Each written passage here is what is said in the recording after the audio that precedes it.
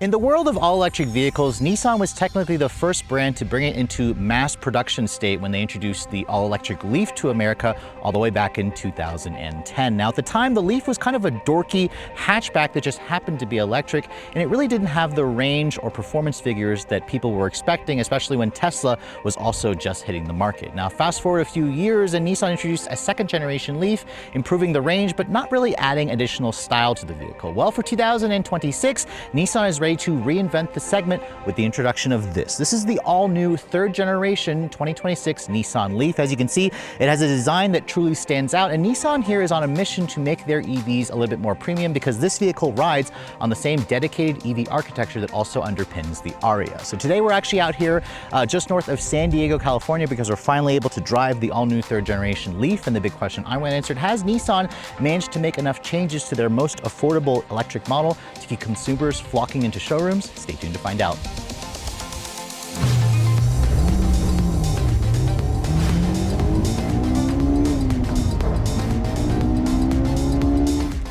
Now, before we start talking about the styling direction that Nissan has gone here for the all-new third generation, I thought I'd pop the hood and remind you guys what's powering this thing. Now, as you can see, just like the Aria in which this vehicle is based, there is no front trunk storage space, and that's because Nissan says they wanted to give you more interior space on the inside, so that's where they kind of had to package a few things here for the electric motor componentry underneath the hood, which negated the ability for them to give us a front trunk. Now, of course, Nissan says here with this all-new generation, you get a completely new motor. Although the power figures stay pretty much the same, they have an entirely new thermal management system for this vehicle, whereas the original Leaf was kind of air-cooled. It didn't really do well in cold weather. All of the new generation Leafs now have that water-cooled feature where if you have a battery pack that's too warm or too hot, the system can actually pull power from the electric motors to kind of warm the battery pack. That's something that that's a technology that every other EV has had for years now. But since we're in here, let's go ahead and talk about the powertrain specs. Now, here in America, Nissan will offer the Leaf in two different battery specs.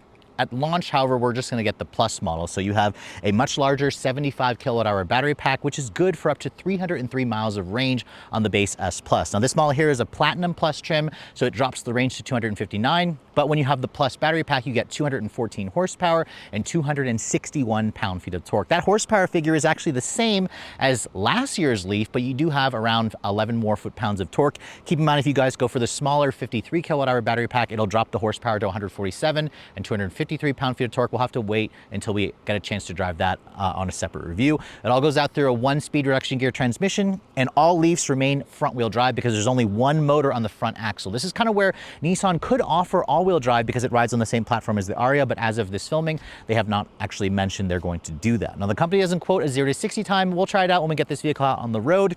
This is now a crossover SUV type vehicle, but they actually didn't talk about it rating to tow. Top speed, I would estimate, is around 106 miles an hour. That's based on the previous generation Leaf, although this could actually be faster. And of course, being that this is now riding on a dedicated EV architecture, the weight has gone up tremendously. As this model sits, it weighs in at around 4,300 pounds. It's around 500 pounds heavier versus last year's Leaf, which is surprising to me, although compared to the Aria, this is around 700 pounds lighter versus Nissan's bigger electric crossover. But let's go ahead and close up the hood here. And before we start talking about the styling, I want to actually point out a couple things here. On this side, if you want to follow me over here, there's two charge ports for this vehicle. On the driver's side here, you're actually going to find the standard J1772 plug. So this is the plug that everybody has been using for a while now. The vehicle has an onboard 7.2 kilowatt-hour charger. It'll probably take around 13 hours to charge this thing. So it's a slow onboard charger. That's an area where I think Nissan could have addressed that and given us a faster charger. But again, on this side, on the driver's side, you're only going to be able to AC charge the vehicle. If you guys want to DC fast charge, you need to follow me over to this side on the passenger side. And this is kind of where Nissan has finally removed the CHAdeMO plug from the previous generation, because over here, you're going to find an NACS plug. So this is the J3400 Tesla plug that gives you access to over like 20,000 Tesla superchargers. However, on this side, you can only DC fast charge, which is an interesting thing because you have to basically use the older J1772 to AC charge, which is on a level 1 or 2. DC fast charging, this will accept up to 150 kilowatts. Nissan says you can go from 10 to 80% in about 35 minutes. So this actually charges faster than the Aria, if you can believe it. So Nissan definitely has, improved the charging, but it's still not class leading. Now, in terms of the exterior styling, let's go ahead and talk about that. First of all, this is the Platinum Plus trim. I'm going to actually move over here and so you guys can see a better look at the front. It's painted in this new color called Sea Breeze Metallic in a two-tone configuration, and it's an extra $800. This is the color that Nissan first launched the vehicle when they showed it a couple months ago. It certainly is very bright. It's very bold. It's an extra $800 with the two-tone roof, as I mentioned earlier. But you can see this vehicle just looks like it had a glow up. You have a much wider design. You have their, V-motion face front fascia, because it doesn't actually need a grille for cooling, but you can see there's that trademark LED light bar, which is very trendy. A lot of electric vehicles are doing that. You can see the headlights remind me a lot of other Nissan models with the 3 individual LEDs. You actually have a premium LED on this trim. You have LED daytime running lights, LED turn signals, LED low and high beams. No LED fog lights. That's something that the old Leaf offered, were halogen fog lights. So Nissan decided to remove the fog lights entirely. Down here you can see it's kind of an unpainted plastic area. You have a full 360 camera that's standard on all versions of the Leaf, which is not something that you get on most of its rivals, or at least you have to pay extra for it. You have some active grille shutters here along with some parking sensors, but overall, you can definitely tell this vehicle feels a lot more premium. It has a much more sophisticated look to it. Let me know in the comment section below what you think of the design. The vehicle in general is around a ½ an inch wider and around a ½ an inch lower in height. Again, it's giving us more of that sleeker sportback crossover look to it. Now, if you want to follow me over to the side profile here, you can really see the different shape of this vehicle. The entire silhouette is no longer kind of like a hatchback, an economy hatchback like the old Leaf. Instead, it kind of has that sportback coupe-like design, but it also tries to look a little bit like a tall sedan. You can see it looks a lot like similar in profile to like a Toyota Crown to me, or somewhat even compared to like a Tesla Model Y. In terms of the dimensions, this is where things get interesting, because the new Leaf is actually 3 inches shorter than the old model, 173.4 inches long, with a 105.9 inch wheelbase. The wheelbase actually shrank by 0.4 inches, but the vehicle again got lower and it got wider. So that kind of gives it a more aggressive stance. The wheels have also been enlarged. All Leafs come with an 18-inch wheel with a Steely and a hubcap on the base S+. That's the one that gives you 303 miles of range. The SV has an 18-inch alloy with 288 miles of range. This drops it to 259 because it's a 19-inch wheel. It also has a very interesting design to it. In fact, Nissan first introduced this style of wheel on the updated Leaf for the previous generation, and they're kind of carrying it over here because it's a crossover. You have the unpainted cladding here along the side profile as well.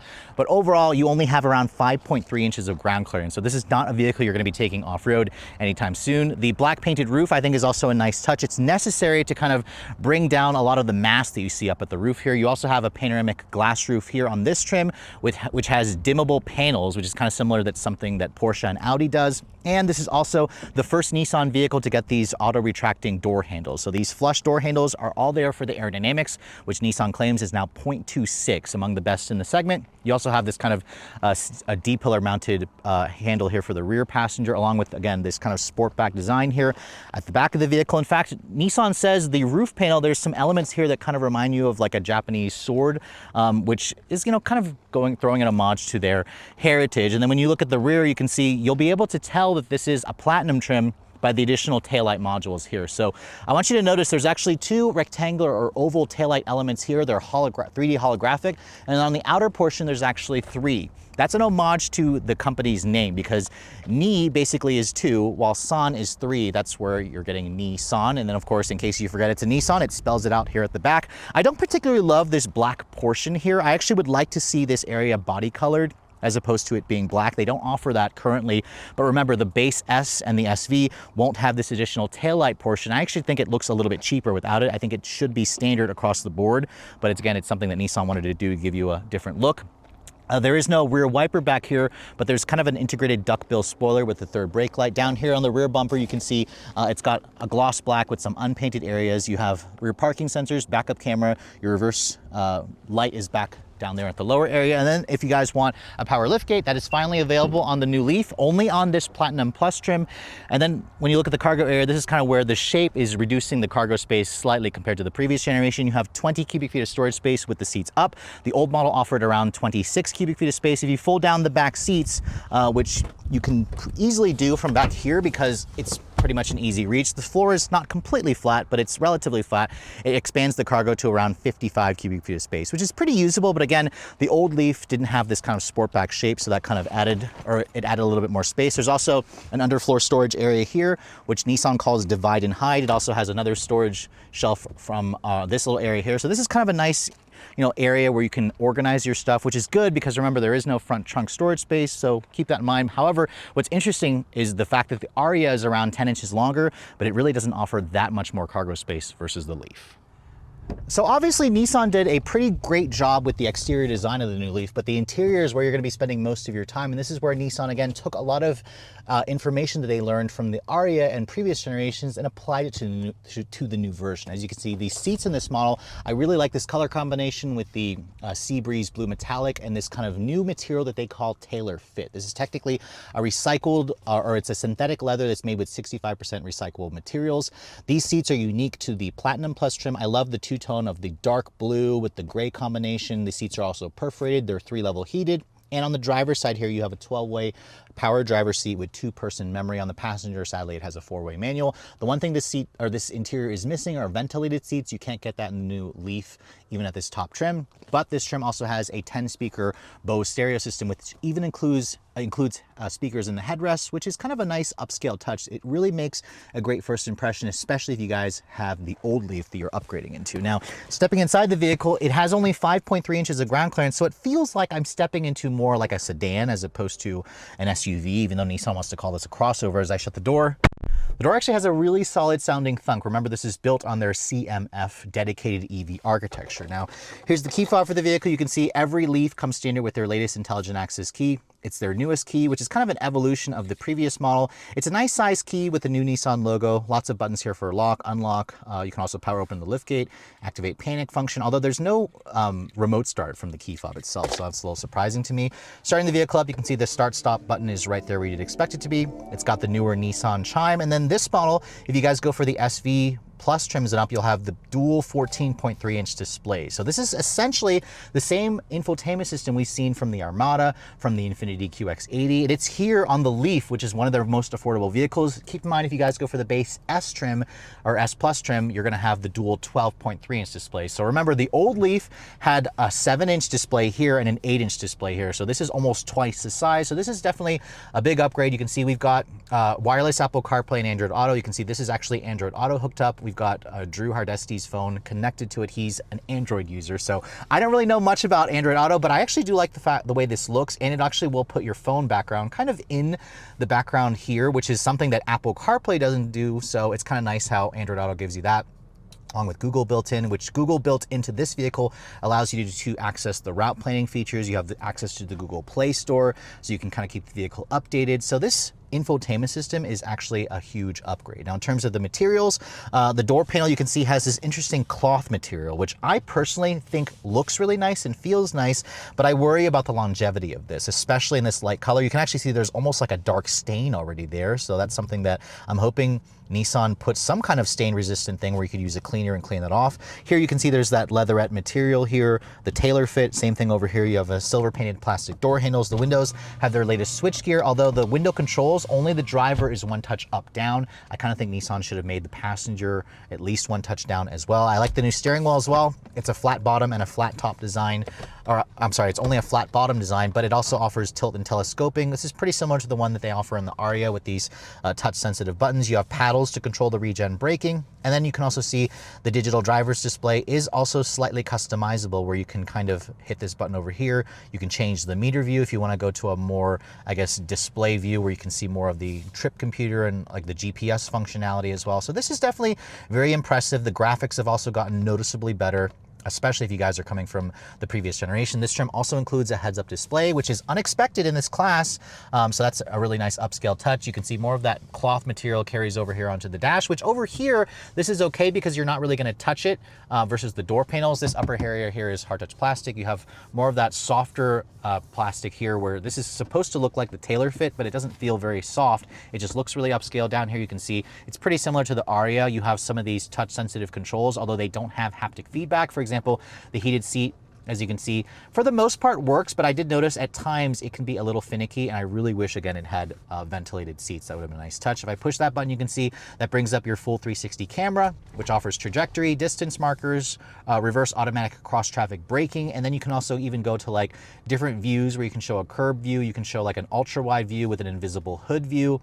So this is kind of something that, Nissan typically reserves for a lot of their higher end vehicles, and it's here in the Leaf, and it's standard equipment even on the base S Plus trim. So this is really great technology that a lot of competitors simply don't offer, or they make you pay extra for. Now, you can see over here, I like how this is not piano black plastic. This is going to be much more durable. The transmission selector from the 1-speed is this simple, I guess, PRND button. You can also adjust the drive mode selector here. There's 4 different drive modes, including an individual personal mode, although this car doesn't have adaptive dampers.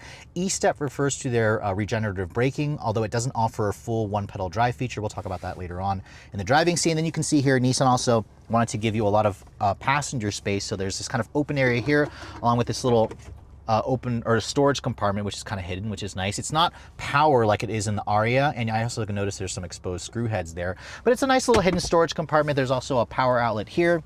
You can see this little console will house a lot of additional storage, along with your 2 USB-C charging ports. Your wireless phone charging pad is here. I believe this is only on the SV trims and up. You can see there's also nice padded leather here. Open it up, you can see it's not the biggest center console area, but it certainly provides additional storage, which is nice. And then the glove compartment, you can see, is damped but not lined with felt. It kind of goes into the dash. It offers even more additional storage. And then if you guys are an audiophile, the Bose premium stereo system is an upgrade versus the 6-speaker that you get in the baser trims. And then above me here, I want to mention really quick, is this glass roof. So this was a feature that's only on the Platinum trim. And what's cool about this glass roof is it doesn't open up to vent air, but you can actually sit there and frost and defrost the roof itself. And you can see when you do that, it does it in like individual segments. So you can kind of, create I guess light coming through on the passenger or on the front area versus the rear. It also shows the Leaf branding there that's actually in the actual roof panel itself. When you pull that up, it actually is a little bit slow to respond, but you can see that's pretty cool, where it actually will show the Leaf branding there. Will kind of leave a shadow in the interior. So that's a nice upscale ambiance that I wasn't really expecting. These seats are also very comfortable and supportive. I just wish that it offered a ventilated seat function, but overall the interior feels really high quality. It has most of the tech you're going to want, and it is a huge step up versus the previous generation. But let's go ahead and hop into the backseat area. I want to show you guys that space really quick. This is kind of where, because they made the new Leaf a little bit smaller than the previous generation, they actually have a little bit less space back here. Now, the old Leaf had around 33.5 inches of legroom. This new version has just under 32 inches of legroom, which I'm actually a little surprised that it has less, although it looks like it has about the same. These seats, sadly, they don't offer a recline function. They just kind of fold down to expand the cargo capacity, which is obviously nice. But once I get back here, you can see this is pretty much my driving position as I shut the door. This space here is still pretty good. Now, I will say that the material quality carries over back here, which is nice. I imagine kids, though, are going to get this really disgusting if you have little kids back here all the time. You can see this nice padded area over here. You have 2 storage compartments, and you have a completely flat floor here. Space in this backseat area is certainly not great. This is where I believe the Hyundai Kona offers more space. At least you do get rear seat air vents. You get 2 USB-Cs. You have 3 level heated seats, and you also have a 12-volt power outlet. In fact, this vehicle does introduce vehicle to load functionality. So the Platinum Plus, I believe, is the trim that gets it as standard, where you can basically power external devices. It'll basically discharge it up to 3.45 kilowatts. So that's great if you're camping. You can hook up a refrigerator, for example, or like a portable electric grill or stove, for example. These seats back here also look great. These are included with tailor fit back here. If you guys go for the SV Plus trim level, you'll actually downgrade to a lower quality leatherette, while the S Plus will just have a cloth interior. So I like the two-tone carries over back here. Only on this trim. You also have an armrest that folds down, gives you 2 cup holders. Legroom space is good. Headroom space, I have maybe like an extra 1.5 inches, 2 inches of additional clearance. The glass roof obviously takes up a little bit of space, but overall the back seat is certainly usable for average size adults. But keep in mind, if you want more space, the Aria offers roughly 5 more inches of legroom in the back seat. So welcome to the inside of the all-new 2026 Nissan Leaf. And as you can see, I am joined by my friend Drew from Car Confections. Drew, this is the second time that we were able to do a video. Actually, the last time you guys saw him, we were in your area, Kentucky. Yeah.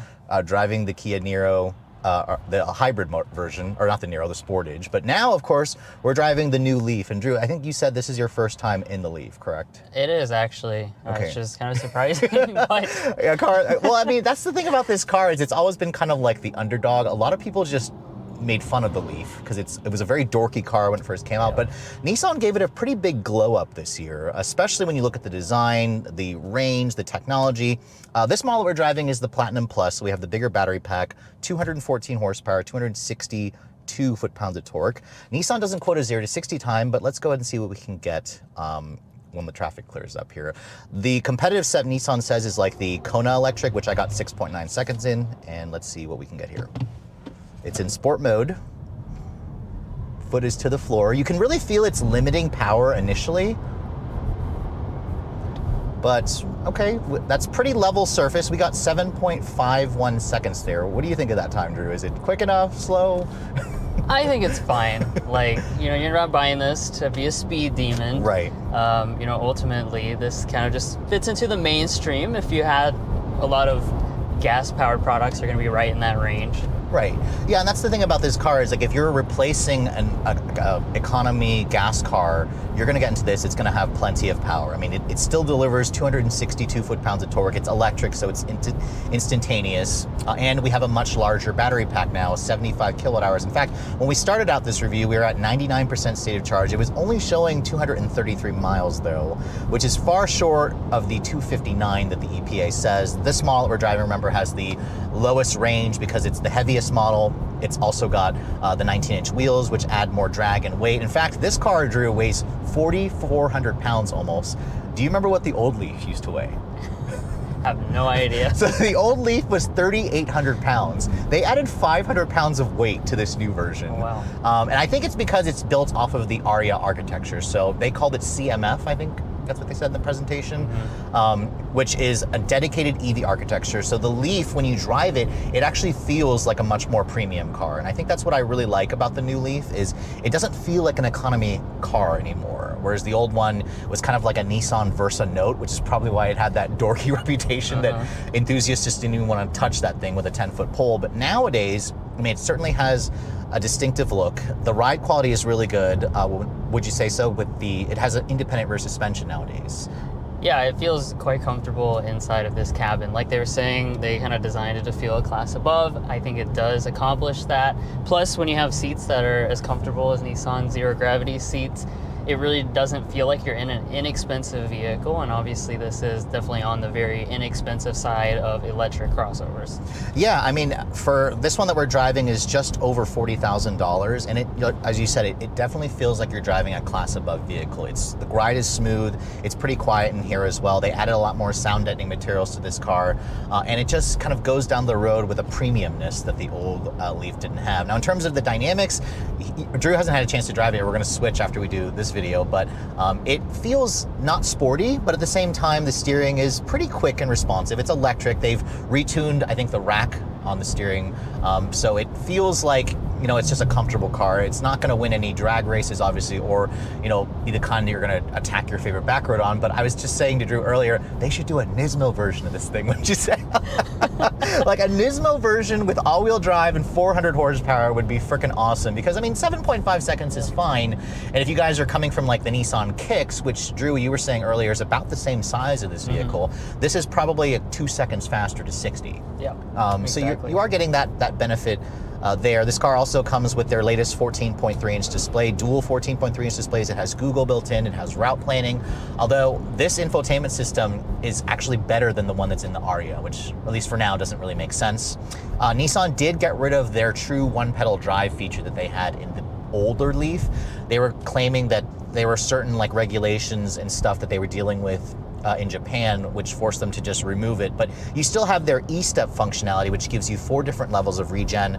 On maximum regen, it feels pretty close to one-pedal drive, but it doesn't actually bring you down to a stop. At around 12 miles an hour, you have to take over and hit the brakes, which is fine, although I was saying to you earlier, like, it should be pretty consistent there. And then, Drew, you were saying these seats are also pretty comfortable for you as well? Yeah, I'm really liking these. The longer this ride has gone on, the more I'm just kind of settled into this. I feel like that's a consistent thing across the Nissan lineup, is the zero gravity seats really always feel very nice and comfortable.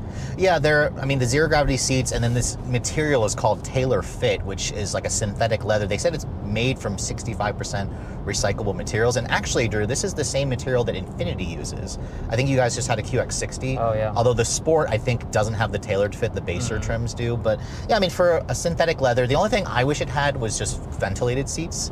The seats are already perforated in general, so they could add ventilated seats. Yep. But I mean, overall, the visibility is good. I can see out of the front and the side nicely. The rear is blocked a little bit by that windshield, that back windshield, but that's kind of where a digital camera review mirror would be a nice addition. But other than that, it's a really easy car to drive, which I think is kind of important when you're buying a car like this, because Nissan says this is going to be like, you know, just like the original Leaf was like your second car, but this could actually be a daily driver. I mean, 303 miles of range on a full charge. It charges at 150 kilowatts. You can go to Tesla superchargers. Although, Drew, what do you think about the fact that you can't AC charge from the Tesla charger? Do you think that's kind of dumb? I do. I mean, it's just like a little bit strange, but I maybe they save some money somewhere along the way. I recognize you have to, you know, hit that price point to make this, you know, as compelling of a price point as it is, but it's going to be a little bit strange to the fact that you might have to have two different types of adapters. Right. I don't know about that. Well, their reason in the presentation was that they didn't want to, I guess, piss off their loyal customers who have a J1772 installed, and then they would need an adapter. But I feel like Nissan, you know, it's an excuse for now, because later they're going to have to switch it. Everybody's kind of going to the NACS, and I think they should have just done that. I mean, I'm glad that it's there. It's just strange how on the passenger side, you can only DC fast charge. On the driver's side, you can only AC charge. Or I just think that's a little bit weird. But I mean, overall, I think this is a really big improvement. You know, this thing has moved so much more upmarket in terms of refinement, in terms of range, in terms of technology. It doesn't offer all-wheel drive, which, Drew, do you think they should offer all-wheel drive on this thing? I think they should. I mean, a lot of people are looking for that. You know, you just different climates and stuff, or weather conditions. People just want the little extra assurance of all-wheel drive. Of course, again, I get it, why you're just using the single motor at the front wheels to save money, but they might eventually do an all-wheel drive version. They just haven't said anything about it yet. Right, I mean, because this rides on the same platform as the Aria, so it can accommodate all-wheel drive. Obviously, they didn't because of the price point that they were trying to hit. But also, I was trying to get this thing to spin its tires, and it doesn't really spin its tires that much, and it's because they're limiting the power initially. So I think a Nismo version with all-wheel drive. That would be a really cool addition, and it would add some, I guess, just points back to the Leaf. It would make enthusiasts more interested in this car if they would just do a Nismo. That's the thing about EVs. It kind of makes it a lot easier for them to add more power. Like, you can easily add more power, you can add the extra motor, you could tune the suspension, because this thing is definitely really soft. It's a car that I think is a logical step forward for the Leaf. I'm still not quite sure about the overall silhouette of this car. It kind of has that coupe SUV look to it, which I just don't think fits the persona of a Leaf, but at the same time, I'm glad that it's different. I'm glad that it's a lot more unique, and it also incorporates a lot of like that Japanese design language that Nissan is known for. Now, with just under 12,000 units sold in America last year, the previous generation Leaf wasn't exactly a top seller. In fact, when the second generation first came out, at one point Nissan did well over 30,000 units. So clearly, they've been needing to redesign the Leaf for quite some time. So after spending the day driving the all-new version, I'm pretty happy to report that Nissan has pulled out all the stops here. They really want to make this vehicle truly an EV for everybody, and they also want to make sure that this is an EV that I think a lot of people can comfortably get into, and that's going to really be are notated when you look at the pricing of this vehicle, because as you guys saw, the way it drives is a lot more premium. 0 to 60 we got 7.5 seconds. I'll have to wait until I get one back home to retest it and also test out the real world range. The independent rear suspension also greatly improves the ride quality. The handling is definitely not sporty, but it's comfortable, it's competent, it'll get the job done. The interior, however, is really where Nissan also gave this thing a boatload of technology, much more premium interior materials, comfortable seats. I just would like to see them add a digital camera rear mirror and ventilated seats. I think at this price point, the Platinum trim should have it. I love that dimmable panoramic sunroof, although I kind of wish it also opened up to vent air. I would probably trade the dimmable part for the ventilation part. And while the cargo area is a little bit smaller, I think I'd argue that it's probably worth it because you have a vehicle that's just less dorky, a lot more sophisticated, a lot more sleek. It's going to attract a lot more buyers into showrooms. Now, this is kind of where Nissan really surprised a lot of folks when they introduced this model, because it got cheaper compared to the original Leaf when that model first came out back in 2010. Now, compared to the 2024 Leaf, this model is more expensive, and that's because we don't have final pricing yet on the base S. We only have pricing on the S Plus, which starts at $29,990. That's plus a $1,495 destination charge. Now, that price makes it around $1,800 more expensive than last year's base S. However, this is where things get interesting because if you guys want to go to the mid-level SV plus trim level, Nissan offered that last year on the previous generation. It starts at around $34,500. It's actually around $2,000 less expensive than the 2024 model, which had a smaller battery pack, less range, less technology. This Platinum Plus trim level that I'm showing you here is a new trim. It's the fully loaded model. It starts at $38,990. Now remember, that's plus a $1,495 destination charge, and my particular test car has a couple of options like the two-tone paint for $800. It has the battery warmer for an extra $300. With destination all in, this model here is around $42,980. So just under 43 grand. Certainly makes it a little more expensive, or I'm sorry, 41,980. So just under 42 grand, which makes it a little more expensive obviously than the previous generation. But at the same time, you have to look at the competitive set because no other EV can touch this vehicle for price point, because the cheapest Tesla Model 3 right now is around $44,000. Even the Kona Electric, I just recently had that, was around $42,000. It had less range, it had a little bit less power, it had less space and less technology. So there's a lot of features that Nissan is throwing into this vehicle. So I'll be curious to see what they plan to do with the follow-up, because I mentioned earlier in the driving scene, I would love to see Nissan do a Nismo version. I'd like to see them do all-wheel drive. That will obviously make the price go up, but I think that if the demand is there, they could easily add that, and it'll just kind of make the Leaf a much more interesting vehicle, which this new generation certainly is able to do, but they just need to add some performance to actually back that up, along with the added traction, because I personally think I might like this car more versus the Aria, which should be the other way around, but there's just so much to like about this car. It's the cheapest new EV you can buy, at least until Chevrolet comes out with another Bolt, which they confirmed will be showing up sometime by the end of this year. But with all that said, hope you guys have enjoyed my full overview on the brand new 2026 Nissan Leaf and this Platinum Plus trim. If you're also looking to see the latest cars I'm testing, be sure to follow me on Instagram at Redline_reviews. Like us on Facebook, and as always, guys, please keep subscribing to the Redline Reviews YouTube channel for all the latest reviews. Thank you so much for watching. I'll catch you all in the next video.